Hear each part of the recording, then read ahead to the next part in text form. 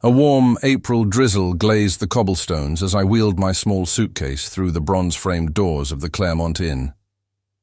The lobby glimmered with soft lamps and the faint scent of bergamot, but the quiet hum of late-night television behind the front desk was what steadied my nerves. I should have been thrilled, an impulsive weekend escape after the breakup, a chance to feel weightless, but mostly I felt hollow. Then he appeared, the night receptionist. Dark curls pushed behind an ear, sleeves rolled neatly at the forearms, name tag reading Adrian. He met my eyes with an ease that startled me, as though we'd already exchanged secrets.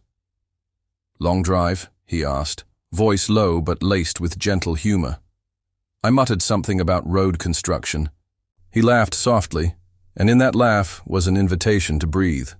Adrian tapped a few keys, produced a key card, then, breaking the practiced rhythm of hospitality, stepped from behind the counter. "I'll take you up," he offered, lifting my suitcase before I could protest. The elevator doors slid shut, cocooning us in muted gold reflections. Raindrops ticked against the shaft's narrow window. The city lights blurred like watercolor. We said nothing for one floor, two, the silence swelling until it became a shared pulse. "First time in the city?" he finally asked. I nodded, wondering if he could hear the thud of my heart. "You picked a good weekend," he continued. "Cherry blossoms are peeking along the riverwalk." His face brightened in a way that felt unscripted, personal. I asked if he'd seen them yet. He shook his head, smiled ruefully. "Night shifts steal the daylight." The elevator chimed. He led me down a corridor where vintage sconces painted half-moons of amber light on burgundy walls. As we walked, I noticed the slightest brush of his shoulder against mine. Perhaps accidental, perhaps not. My pulse quickened. Doors whispered shut in distant rooms. Somewhere, ice clinked in a glass. The corridor smelled faintly of cedar and old novels. At Suite 517, he paused, keycard poised. "If anything feels off, let me know. We're nearly empty tonight. I can upgrade you." The click of the lock sounded louder than it should have. He carried the suitcase inside, setting it beside a velvet armchair, then swept a practiced hand across the room. Rainfall shower, skyline view, complimentary coffee. Yet his eyes kept returning to mine, as if measuring an unspoken question. I thanked him, trying to sound casual, but gratitude tangled with curiosity. He lingered at the doorway, thumb grazing the frame. "Room service shuts down at midnight," he said, "but I keep a kettle behind the desk. If you're awake later, just call." For a heartbeat, neither of us moved. Then he offered a half-smile, hesitant, conspiratorial, and disappeared into the corridor, footsteps receding into hush. Alone, I exhaled, realizing I'd been holding my breath since he'd first met my gaze. Outside, thunder rolled softly, promising a storm. Inside, something more unpredictable had already begun to gather. Rain rattled the window panes like impatient fingertips, denying me sleep. At 1:30, the minibar's hum and the hollow silence beyond the walls felt unbearable, so I pulled on a sweatshirt and padded to the lobby. The corridor seemed longer at night, every sconce dimmed to a candle's whisper, every creak of the carpet amplifying my own uncertainty. Adrian looked up from the front desk, surprise flickering into warmth. Behind him, security monitors streamed. Grainy footage of hallways stripped of guests, a mosaic of quiet surveillance. "Couldn't rest?" he asked, sliding a bookmark between the pages of a worn paperback. His voice was softer now, almost confidential. "Storm's too loud," I said. It wasn't a lie, just not the whole truth. He gestured toward an electric kettle perched on a wooden console. "Chamomile or peppermint?" I chose peppermint. He filled 2 porcelain mugs, steam spiraling like ghosts toward the lobbies. Skylight. We settled on a faded leather sofa beside an unlit fireplace. The hotel, stripped of daytime polish, felt intimate, as if every shadow were a curtain we could draw aside. Adrian cradled his mug with both hands, sleeves slipping to reveal a delicate compass tattoo on his wrist.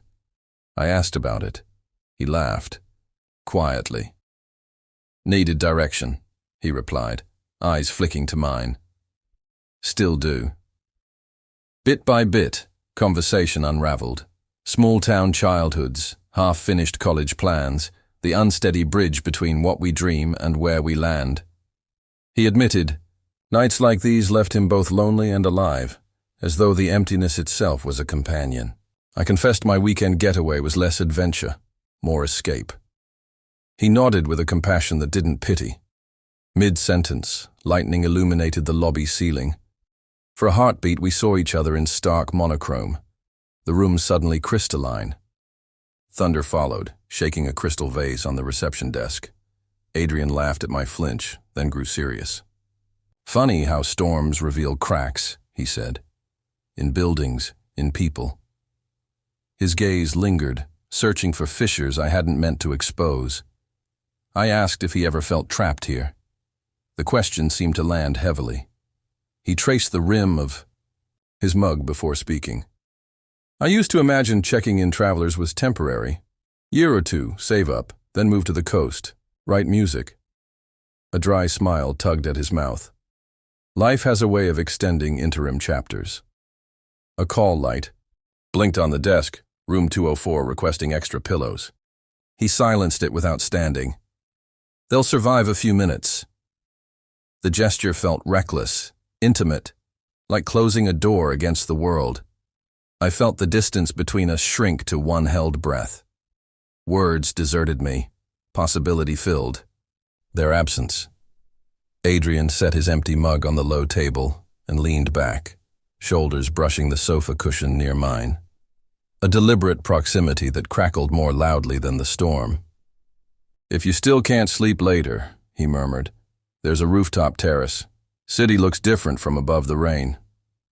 The invitation lingered, neither promise nor threat, as he rose to answer the flashing call light.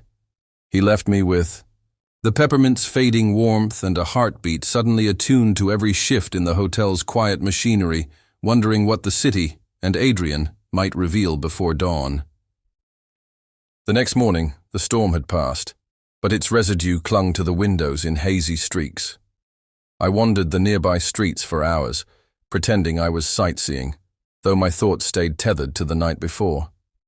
Adrian's voice, his gaze, the stillness we shared, it all played on a loop I couldn't silence.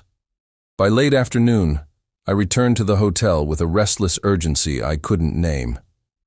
He was behind the front desk again, this time in a crisp white shirt, sleeves, buttoned, professional, distant.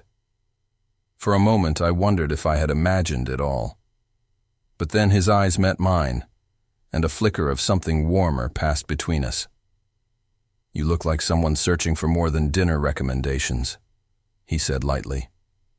I smirked, unsure if I was being seen or exposed. "I thought I'd ask about that rooftop view," I replied.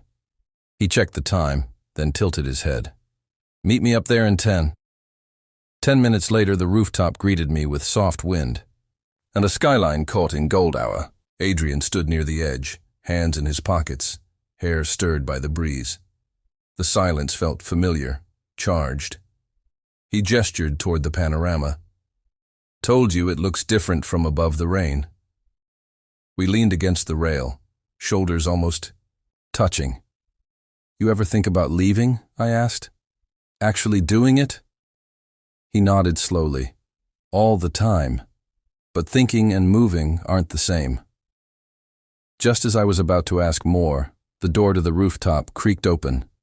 A woman emerged, tall, elegant, clearly not a guest. She spotted Adrian and smiled brightly.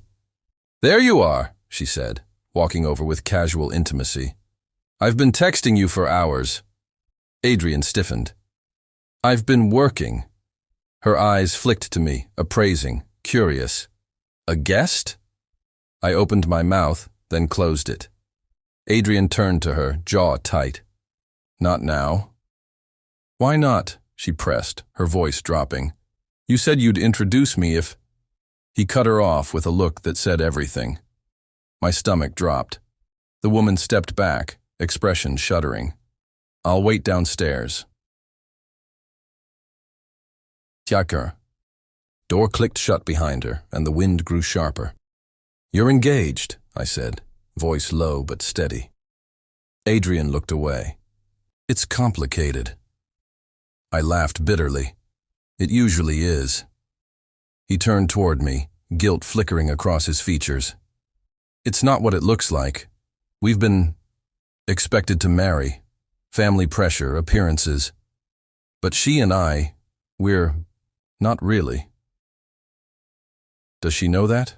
I asked. His silence was answer enough.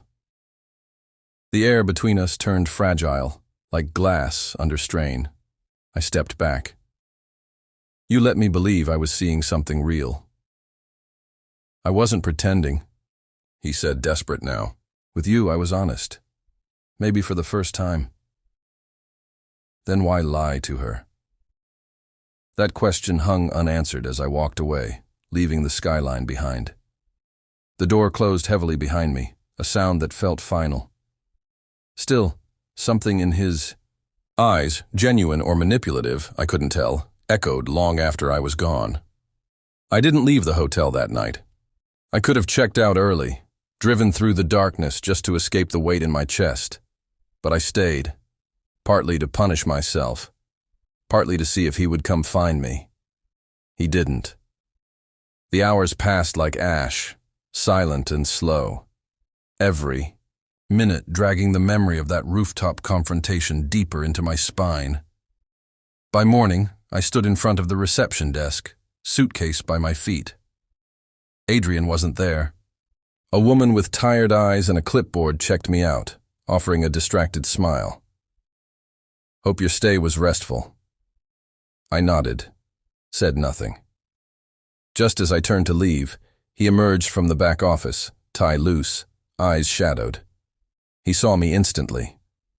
"Wait," he called, stepping forward. I hesitated. So did he. "I didn't sleep," he said softly. "I couldn't. I kept replaying everything. What I said, what I didn't." His words were frayed, uneven. I folded my arms. "You should have told me the truth from the beginning." "I didn't know how. It's like I've been living in a story written by someone else. Expectations, family, image. I got used to playing along. Then you walked in and it was like..." Someone paused the script. "I'm not your excuse to be brave," I replied, quieter now. "You don't get to use me as a detour from your own fear." Adrian stepped closer, voice taut with something close to pain. "I wasn't trying to use you.